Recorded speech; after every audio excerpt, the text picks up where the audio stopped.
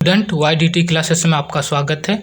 आज हम लोग वर्ग 9 के भूगोल का 5वां चैप्टर प्राकृतिक वनस्पति तथा वन्य प्राणी के प्रश्न उत्तर करेंगे। तो चलिए वीडियो की शुरुआत करते हैं, जिसमें पहला नंबर प्रश्न है वैकल्पिक प्रश्न, जिसमें पहला प्रश्न दिया हुआ है रबड़ का संबंध किस प्रकार की वनस्पति से है।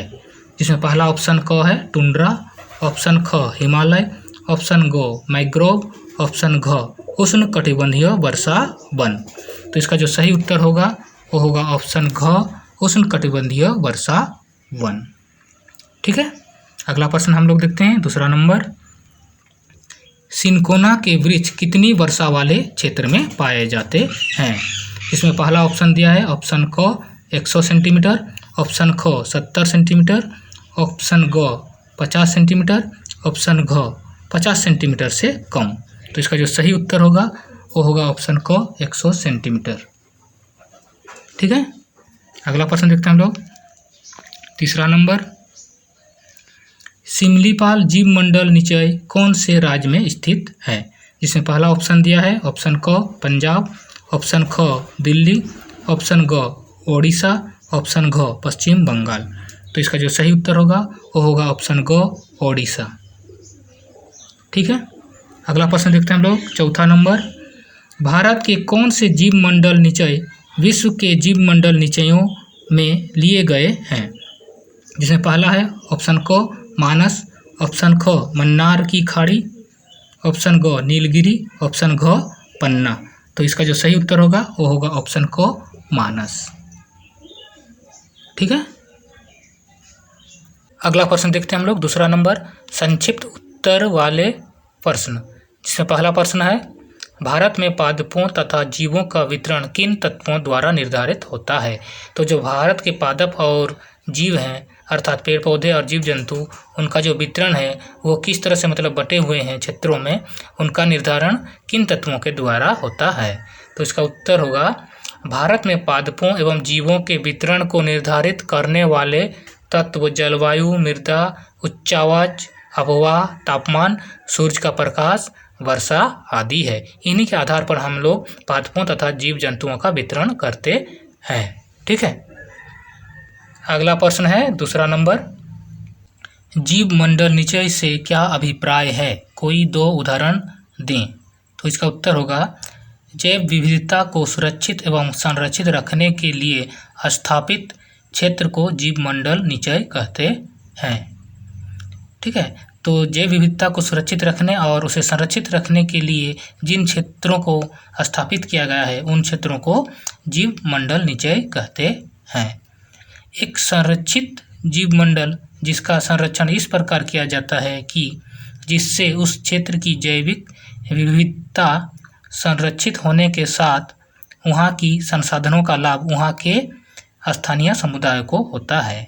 तो एक संरक्षित जीव मंडल उसे इस प्रकार से संरक्षित किया जाता है जिससे उस क्षेत्र की जैविक विविधता संरक्षित होती है, साथ ही वहाँ की जो संसाधन है उनका लाभ वहाँ के स्थानीय समुदायों को होता है। उदाहरण के लिए नीलगिरी और सुंदरबन। अगला प्रश्न देखते हैं हम लोग। तीसरा नंबर, कोई दो वन्य प्राणियों के नाम बताइए जो कि उष्ण कटिबंधीय वर्षा और पर्वतीय वनस्पति में मिलते हैं। ठीक है, तो दो वन्य प्राणियों के नाम बताना है जो उष्ण कटिबंधीय वर्षा वन में और पर्वतीय वनस्पति में मिलते हैं। ठीक है, तो इसका उत्तर होगा उष्ण कटिबंधीय वर्षा वन। वहाँ के जो प्राणी हैं वे हैं लंगूर, बंदर, हाथी। दूसरा हम लोग देखते हैं पर्वतीय वनस्पति। वहाँ के जो वन्य प्राणी हैं वे हैं घने बालों वाले भेड़ और लाल पांडा। ठीक है, अगला प्रश्न देखते हैं हम लोग। तीसरा नंबर, निम्नलिखित में अंतर कीजिए। इसमें पहला प्रश्न है वनस्पति जगत तथा प्राणी जगत। तो इसका उत्तर होगा लेफ्ट साइड वनस्पति जगत, राइट साइड प्राणी जगत। तो पहला पॉइंट हम लोग देखते हैं वनस्पति जगत का, किसी क्षेत्र विशेष अथवा अवधि में भूपरपट्टी पर पाई जाने वाली सभी प्रकार के पौधों की प्रजातियों को वनस्पति कहा जाता है। तो किसी विशेष क्षेत्र पर या किसी विशेष समय अवधि में जब भूपरपट्टी पर जो भी पेड़ पौधे पाए जाते हैं उस समय उसे हम लोग वनस्पति कहते हैं। ठीक है, प्राणी जगत का पहला पॉइंट देखते हैं, किसी विशेष क्षेत्र अथवा अवधि में भूपरपट्टी पर पाई जाने वाली सभी प्रकार के प्राणियों को वन्य प्राणी कहा जाता है। तो किसी विशेष क्षेत्र पर या किसी विशेष समय अवधि में भूपरपट्टी पर जो जीव जंतु पाए जाते हैं उन्हें हम लोग प्राणी कहते हैं। ठीक है।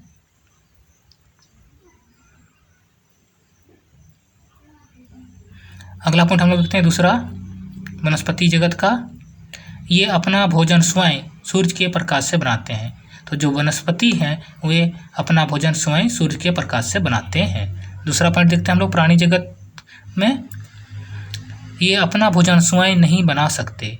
तो जो ये प्राणी हैं ये अपना भोजन स्वयं नहीं बना सकते, ये वनस्पति तथा अन्य जीवों पर निर्भर रहते हैं। और ये क्या है कि ये वनस्पतियों पर तथा अन्य जीवों पर निर्भर रहते हैं। ठीक है। तीसरा पॉइंट हम लोग देखते हैं वनस्पति जगत का। वनस्पतियों को दो वर्गों में बांटा जा सकता है, फूल लगने वाले पौधे तथा बिना फूल वाले पौधे। तो जो वनस्पति हैं उन्हें हम लोग दो वर्गों में बांट सकते हैं, पहला फूल लगने वाले पौधों के रूप में तथा दूसरा बिना फूल वाले पौधों के रूप में। ठीक है। तीसरा पॉइंट हम लोग देखते हैं प्राणी जगत का। भोजन के आदत पर प्राणियों को दो वर्गों में बांटा जा सकता है, शाकाहारी और मांसाहारी। तो भोजन की आदत पर हम लोग प्राणियों को भी दो वर्गों में बांट सकते हैं, जिसमें शाकाहारी जो पौधों को वनस्पतियों को खाते हैं और मांसाहारी जो जीव जंतुओं को खाते हैं। ठीक है। अगला पॉइंट हम लोग देखते हैं चौथा नंबर, वनस्पति जगत का। प्राकृतिक वनस्पतियों को वन, झाड़ियाँ तथा भूमियों में शामिल किया जाता है। तो जो प्राकृतिक वनस्पति हैं उन्हें वन, झाड़ियाँ और भूमियों के वर्ग में शामिल किया जाता है। चौथा पॉइंट देखते हैं हम लोग प्राणी जगत का। प्राणियों को थलचर, जलचर, नभचर में शामिल किया जाता है। तो जो प्राणियां हैं उन्हें थलचर, जलचर और नभचर के वर्ग में शामिल किया जाता है। ठीक है। अगला आप देखते हैं हम लोग पांचवा पॉइंट, वनस्पति जगत का। भारत में पौधों की लगभग 47,000 प्रकार की प्रजातियां पाई जाती हैं। तो क्या है कि भारत में जो पौधे हैं उनकी लगभग 47,000 प्रजातियां पाई जाती है। पांचवा पॉइंट देखते हैं हम लोग प्राणी जगत का।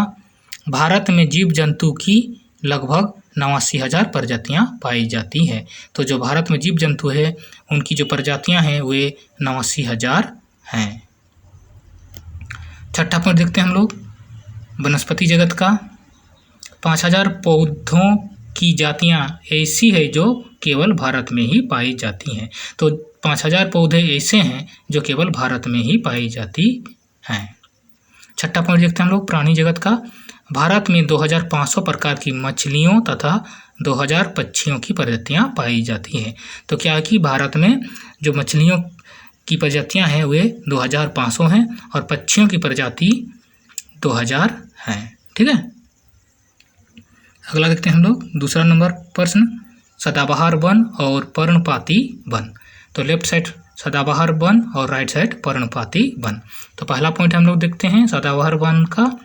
इन वनों में पेड़ पौधे अपने पत्ते वर्ष के अलग अलग महीनों में गिराते हैं, जिससे यह वन पूरे वर्ष हरे भरे नजर आते हैं। तो क्या है कि सदाबहार वन के जो पेड़ पौधे हैं वे अपने पत्ते वर्ष के अलग अलग महीनों में गिराते हैं। ठीक है। जिसके कारण क्या होता है कि पूरे वर्ष वन हरा भरा नजर आता है। पर्णपाती वन का पहला पॉइंट हम लोग देखते हैं। इन वनों में पेड़ पौधे अपने पत्ते शुष्क गर्मी के मौसम में 6 से 8 सप्ताह के लिए गिरा देते हैं। तो जो पर्णपाती वन के पेड़ पौधे हैं वे अपने पत्ते शुष्क गर्मी के मौसम में 6 से 8 सप्ताह के लिए गिरा देते हैं। ठीक है। दूसरा पॉइंट देखते हैं सदाबहार वन का। इन वनों में पाए जाने वाले वृक्षों में आबनूस, महोगनी, रोजवुड आदि हैं। ठीक है। तो जो सदाबहार वन है उन वनों में पाए जाने वाले वृक्ष में आबनूस, महोगनी, रोजवुड आदि हैं। ठीक है। दूसरा पॉइंट हम लोग देखते हैं पर्णपाती वन में। इन वनों में पाए जाने वाले वृक्षों में सागौन, बांस, साल, शीशम, चंदन, नीम आदि हैं। तो जो पर्णपाती वन है वहाँ पर जो वृक्ष पाए जाते हैं वे हैं सागौन, बांस, साल, शीशम, चंदन, नीम आदि। ठीक है। तीसरा पॉइंट हम लोग देखते हैं सदाबहार वन का। ये वन उन क्षेत्रों में पाए जाते हैं जहाँ वार्षिक वर्षा 100 सेंटीमीटर या इससे अधिक होती है। तो जो सदाबहार वन है वे उन क्षेत्रों में पाए जाते हैं जहाँ का वार्षिक वर्षा 100 सेंटीमीटर या इससे अधिक होती है। ठीक है। तीसरा पॉइंट देखते हैं हम लोग पर्णपाती वन का। ये वन उन क्षेत्रों में पाए जाते हैं जहाँ वार्षिक वर्षा 70 सेंटीमीटर से 200 सेंटीमीटर के बीच होती है। तो जो पर्णपाती वन है वे उन क्षेत्रों में मिलते हैं जहाँ का वार्षिक वर्षा 70 सेंटीमीटर से 200 सेंटीमीटर के बीच होती है। ठीक है। चौथा पॉइंट हम लोग देखते हैं सदाबहार वन का। इन वनों में पाए जाने वाले पशुओं में हाथी, बंदर, लंगूर, एक सींग वाले गैंडे और हिरन हैं। ठीक है। तो जो सदाबहार वन है वहाँ पर जो पशु मिलते हैं वे हैं हाथी, बंदर, लंगूर, एक सींग वाले गैंडे और हिरन। ठीक है। चौथा पॉइंट देखते हैं हम लोग पर्णपाती वन का। इन वनों में पाए जाने वाले पशुओं में शेर, बाघ, सुअर, हिरण और हाथी हैं। तो जो पर्णपाती वन है वहाँ पर जो पशु रहते हैं वे हैं शेर, बाघ, सुअर, हिरण और हाथी। अगला प्रश्न देखते हैं चौथा नंबर। भारत में विभिन्न प्रकार की पाए जाने वाली वनस्पति के नाम बताएं और अधिक ऊंचाई पर पाई जाने वाली वनस्पति का ब्यौरा दीजिए।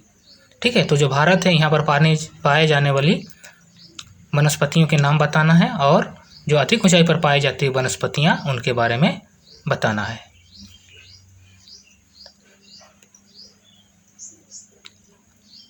अगला प्रश्न देखते हैं हम लोग चौथा नंबर। भारत में विभिन्न प्रकार की पाई जाने वाली वनस्पति के नाम बताएं और अधिक ऊंचाई पर पाई जाने वाली वनस्पति का ब्यौरा दीजिए। तो जो भारत है यहाँ पर पाई जाने वाली वनस्पतियों के नाम बताना है और जो अधिक ऊंचाई पर पाई जाती हैं उन वनस्पतियों के बारे में बताना है। तो इसका उत्तर होगा भारत में विभिन्न प्रकार की पाए जाने वाली वनस्पति निम्न हैं, जिसमें पहला है उष्णकटिबंधीय वर्षा वन, दूसरा है उष्णकटिबंधीय पर्णपाती वन, तीसरा है उष्णकटिबंधीय कटीले वन तथा झाड़ियाँ, चौथा है पर्वतीय वन और पांचवा है मैंग्रोव वन। ठीक है। इनमें से अधिक ऊंचाई पर पाए जाने वाली वनस्पति निम्न है, जिसमें पहला हम लोग देखते हैं उष्णकटिबंधीय वर्षा वन। यहाँ की वनस्पतियों में व्यापारिक महत्व के वृक्ष आबनूस, जिसे एबोनी कहा जाता है, महगोनी, रोजवुड, रबर और सिंकोना प्रमुख है। तो जो व्यापारिक दृष्टि से महत्वपूर्ण वृक्ष हैं वे आबनूस, महगोनी, रोजवुड, रबर और सिंकोना है। यह उन जगह विकसित होते हैं जहां वर्षा 200 सेंटीमीटर से अधिक तथा थोड़े समय के लिए शुष्क ऋतु पाई जाती हैं। तो ये जो वृक्ष है ये उन जगह विकसित होते हैं जहां वर्षा 200 सेंटीमीटर से अधिक होता है तथा थोड़े समय के लिए शुष्क ऋतु पाई जाती है। ठीक है। इन वनों में वृक्ष 60 मीटर या इससे अधिक ऊंचाई वाले वृक्ष पाए जाते हैं। तो इन वनों में 60 मीटर या इससे अधिक ऊंचाई वाले वृक्ष पाए जाते हैं। यहाँ विभिन्न प्रकार की झाड़ियाँ और लताएँ पाई जाती है और इन क्षेत्रों में विभिन्न प्रकार की झाड़ियाँ और लताएँ भी पाई जाती है। ठीक है। अगला देखते हैं हम लोग दूसरा उष्णकटिबंधीय पर्णपाती वन। यहाँ की वनस्पतियों में सागौन प्रमुख है। तो जो उष्णकटिबंधीय पर्णपाती वन है यहाँ का जो प्रमुख वृक्ष है वो है सागौन। व्यापारिक महत्व वाले वृक्ष बांस, साल, शीशम, चंदन, खैर, कुसुम, अर्जुन तथा सहतूत हैं। और जो व्यापारिक दृष्टि से महत्वपूर्ण वृक्ष हैं वे भी यहाँ मिलते हैं, जिनमें बांस, साल, शीशम, चंदन, खैर, कुसुम, अर्जुन तथा सहतूत हैं। ठीक है। यह वनस्पति उन क्षेत्रों में पाए जाते हैं जहाँ वर्षा 70 सेंटीमीटर से 100 सेंटीमीटर के बीच होती है और ये जो वृक्ष है ये उन स्थानों पर पाए जाते हैं जहाँ वर्षा 70 सेंटीमीटर से 100 सेंटीमीटर के बीच होती है। ठीक है। अगला देखते हैं हम लोग तीसरा नंबर पर्वतीय वन। यहाँ की वनस्पतियों में चौड़ी पट्टी वाले ओक तथा चेस्टनट वृक्ष प्रमुख है। तो जो पर्वतीय वन है यहाँ का जो प्रमुख वृक्ष है वो है चौड़ी पट्टी वाले ओक तथा चेस्टनट। ठीक है, यह वृक्ष पर्वतीय भागों में 1000 मीटर से 2000 मीटर की ऊंचाई वाले क्षेत्रों में पाए जाते हैं। और ये जो वृक्ष हैं ये 1000 मीटर से 2000 मीटर की ऊंचाई वाले क्षेत्रों में पाए जाते हैं। 1500 मीटर से 3000 मीटर तक की ऊंचाई वाले क्षेत्रों में शंकुधारी वृक्ष जैसे चीड़, जिसे पाइन कहा जाता है, देवदार, सिल्वर फर, स्प्रूस, सीडर आदि पाए जाते हैं। और जो 1500 मीटर से लेकर 3000 मीटर तक की ऊंचाई वाले क्षेत्र हैं वहाँ पर शंकुधारी वृक्ष जैसे चीड़, देवदार, सिल्वर फर, स्प्रूस, सीडर आदि पाए जाते हैं। ठीक है, अगला देखते हैं हम लोग 5वां नंबर प्रश्न। भारत में बहुत संख्या में जीव और पादप प्रजातियां संकटग्रस्त हैं, उदाहरण सहित कारण दीजिए। तो जो संकटग्रस्त प्रजातियां का अर्थ होता है कि जो जीव जंतु या पेड़ पौधे विलुप्त होने के कगार पर हैं। ठीक है, तो इसका उत्तर होगा लालची व्यापारियों द्वारा अधिक लाभ कमाने के लिए वनों की अत्यधिक कटाई तथा जीवों का अत्यधिक शिकार करने के कारण जीव तथा पादप प्रजातियों के लिए संकट उत्पन्न हो गया है। तो जो व्यापारी है वे अपना अधिक लाभ कमाने के लिए क्या करते हैं कि वनों की अंधाधुंध कटाई करते हैं और जीव जंतुओं का अत्यधिक शिकार करते हैं, जिससे पेड़ पौधों की प्रजातियां और जीव जंतुओं की जो प्रजातियां हैं उन पर संकट उत्पन्न हो जाती है। ठीक है, लगभग 1300 पादप प्रजातियां संकटग्रस्त हैं। तो जो पेड़ पौधे की 1300 प्रजातियां हैं वे संकटग्रस्त हैं, यानी वे विलुप्त होते जा रहे हैं तथा 20 प्रजातियां लुप्त हो चुकी है और जो 20 प्रजातियां हैं वो बिल्कुल लुप्त हो चुकी है। ठीक है, इसी तरह बहुत सी वन्य जीवन प्रजातियां भी संकटग्रस्त हैं।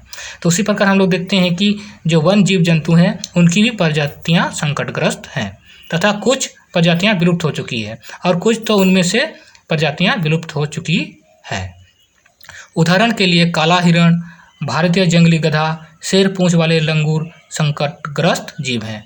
तो ये जो जीव हैं ये संकटग्रस्त जीव हैं तथा सर्पगंधा, चंदन लकड़ी, साइकस, बेडोनी आदि पादप प्रजातियां संकटग्रस्त हैं। और अगर पादप प्रजातियों में हम लोग देखते हैं तो सर्पगंधा, चंदन लकड़ी, साइकस, बेडोनी ये सब संकटग्रस्त प्रजातियां हैं। ठीक है, अगला देखते हैं हम लोग 6वां नंबर प्रश्न। भारत वनस्पति जगत तथा प्राणी जगत की धरोहर में धनी क्यों है? ठीक है, तो इसका उत्तर होगा भारत में पृथ्वी की लगभग सभी भौतिक विशेषताएं मौजूद हैं। तो जो भारत है यहाँ पर पृथ्वी की सभी भौतिक विशेषताएं मौजूद हैं, जैसे पर्वत, मैदान, मरुस्थल, पठार एवं द्वीप। ठीक है, यह 5 कारक भारत में वनस्पति जगत एवं प्राणी जगत की वृद्धि एवं विकास के लिए या जैविक विविधता के लिए अनुकूल बनाती है। तो जो यह 5 कारक हैं ये भारत को वनस्पति जगत और प्राणी जगत की वृद्धि और विकास के लिए अनुकूल बनाती है। ठीक है, भारत के विभिन्न क्षेत्रों में विभिन्न प्रकार की मृदा, आर्द्रता, तापमान पाई जाती है। तो जो भारत है यहाँ पर विभिन्न क्षेत्र पर विभिन्न प्रकार की मृदा मिलती है, आर्द्रता, तापमान पाई जाती है। ठीक है, जो विभिन्न प्रकार की वनस्पति जगत एवं प्राणी जगत के विकास के लिए अनुकूल है। और ये जो मृदा, आर्द्रता और तापमान है इन्हीं के कारण जो यहाँ की विभिन्न प्रकार की वनस्पति हैं और विभिन्न प्रकार के जीव जंतु हैं उनके विकास के लिए अनुकूल होती है। ठीक है, भारत विश्व के 12 जैव विविधता वाले देशों में से एक है। तो जो भारत देश है वो विश्व के जो 12 देश हैं जिसमें जैव विविधता पाई जाती है, यानी यहाँ पर विभिन्न प्रकार के पेड़ पौधे जीव जंतु पाए जाते हैं, वैसे 12 देशों में से एक है। ठीक है, लगभग 47,000 विभिन्न जातियों के पौधे तथा 89,000 विभिन्न जातियों की जीव पाए जाते हैं। तो भारत में हम लोग के 47,000 प्रकार के पेड़ पौधे पाए जाते हैं और 89,000 प्रकार के जीव जंतु पाए जाते हैं। 15,000 प्रकार के फूलों के पौधे हैं और 15,000 प्रकार के फूलों के पौधे भारत में पाए जाते हैं, जो विश्व का 6% है और यह विश्व का 6% है। भारत में बिना फूल वाले पौधे जैसे फर्न, शैवाल तथा कवक भी पाए जाते हैं। और भारत में बिना फूल वाले पौधे जैसे फर्न हुआ, शैवाल तथा कवक भी पाए जाते हैं। समुद्र पानी में विभिन्न प्रकार की 2500 मछलियों की प्रजातियां पाई जाती हैं। और भारत के जो समुद्री क्षेत्र हैं वहाँ पर 2500 प्रकार की मछलियों की प्रजातियां पाई जाती है। इसलिए भारत वनस्पति जगत तथा प्राणी जगत की धरोहर में धनी है। इसलिए हम लोग कह सकते हैं कि भारत वनस्पति जगत तथा प्राणी जगत की धरोहरी में धनी है। ठीक है, तो आज हमने वर्ग 9 के भूगोल का 5वां चैप्टर के प्रश्न उत्तर किए। अगर आपको यह वीडियो अच्छा लगा तो लाइक और शेयर कीजिए, और अगर आप इस चैनल पर नए आए हैं तो इस चैनल को जल्दी से सब्सक्राइब कीजिए। मिलते हैं हम लोग अगले वीडियो पर।